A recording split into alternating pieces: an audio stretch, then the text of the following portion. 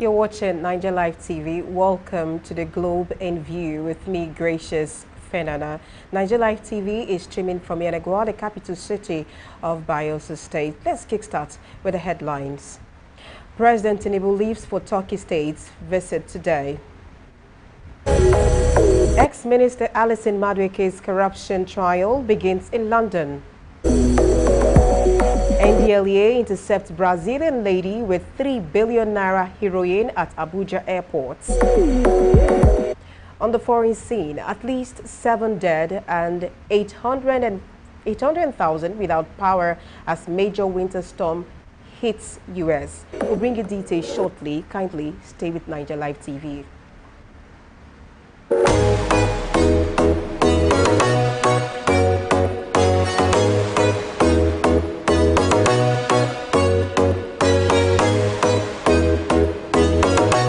President Bola Tinubu will leave Abuja today for a state visit to the Republic of Turkey. Bayo Onanuga, the special advisor to the president on information and strategy, revealed this in a statement he signed on Sunday titled President Tinubu to undertake state visit to Turkey. Onanuga said the visit is aimed at strengthening the existing cordial relationships with the two countries and exploring further areas of cooperation in security, education, social development, innovation, and aviation. It also reciprocates an earlier state visit to Nigeria by the Turkish President Recep Tayyip Erdogan from 19th to 20th October 2021. During President Tinubu's visit, both countries will engage in strategic political and diplomatic discussions on shared values in finance, communication, trade, and investment. The visit will also feature a business forum bringing together investors from both countries to explore areas of interest. The corruption trial of Diezani Alison Madueke, a former Nigerian oil minister and the first woman president of OPEC, is set to begin in London today. The 65-year-old faces 5 counts of accepting bribes and 1 count of conspiracy to commit bribery, all related to her time as Nigeria's Minister for Petroleum Resources between 2010 and 2015, during the tenure of former President Goodluck Jonathan. Alison Madueke is accused of accepting financial or other advantages from individuals linked to 2 energy groups between 2011 and 2015.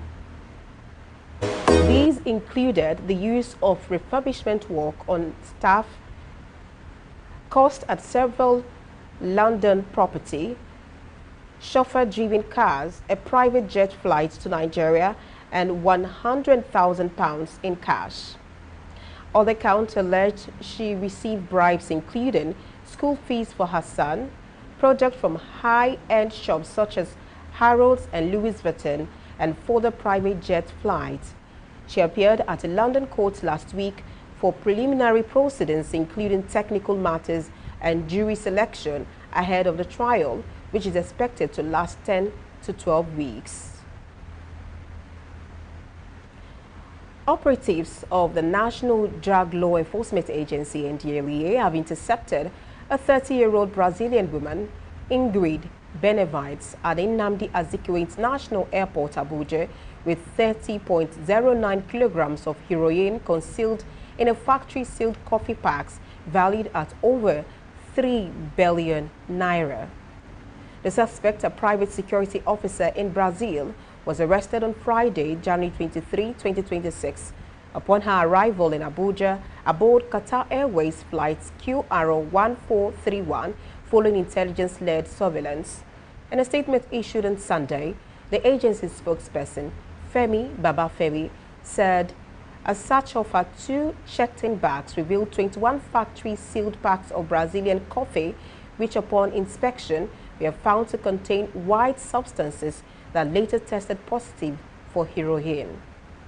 Babafemi said that during preliminary interrogation, Benevides claimed she brought the illicit drugs into Nigeria under the guise of visiting the country for holidays.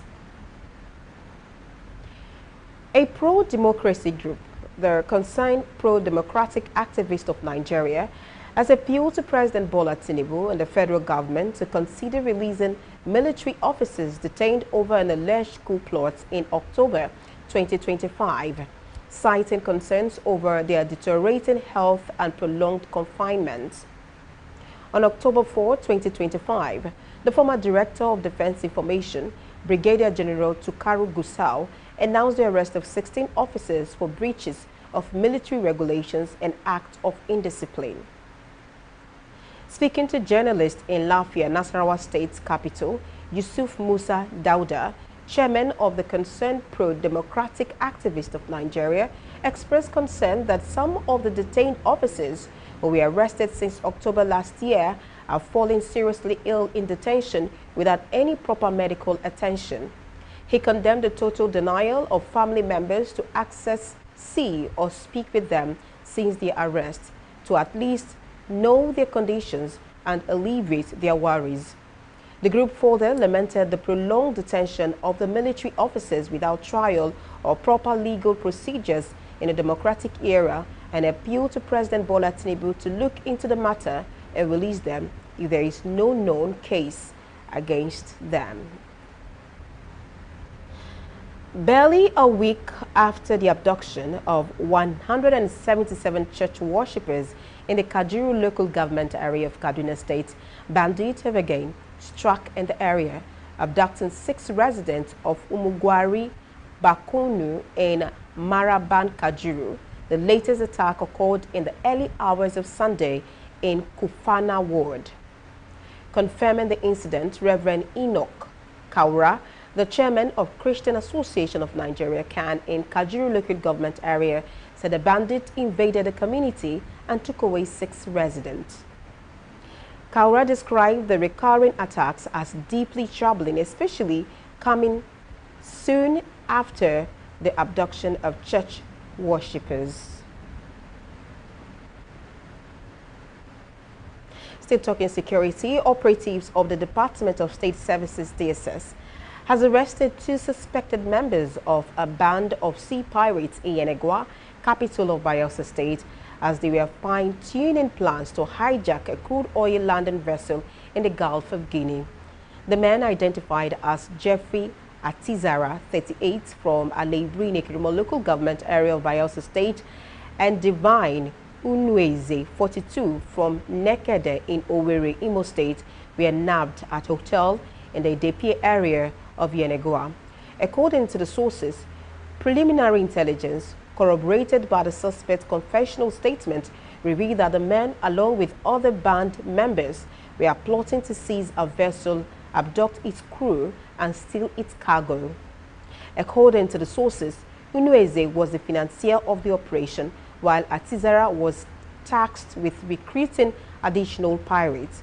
Another source stated that the DSS, in concert with the Nigerian Navy and other security agencies, has intensified intelligence-driven operations to curb maritime security challenges in the Gulf of Guinea. We now move on to the foreign scene. A dangerous winter storm has swept across the U.S., leaving at least 7 people dead and cutting power to hundreds of thousands of homes. Schools and roads across the country have been closed and flights have been cancelled as life-threatening conditions stretched from Texas to New England, according to the National Weather Service. NWS also said at least 180 million people in 37 states, more than half America's population, are affected. At least 2 people died of hypothermia in Louisiana, 1 in Texas, 1 in Kansas, and 3 in Tennessee. According to reports, more than 800,000 households had lost power and more than 11,000 flights has been cancelled. That was the news. Thanks for watching. This, once again, is Naija Live TV, streaming from Yenegua, the capital city of Bayelsa State. I am Gracious Fenana. Please follow our social media platforms on YouTube and other platforms. Like, share, and comment on this platform as well. Thank you for watching. Please stay tuned for more programs coming shortly.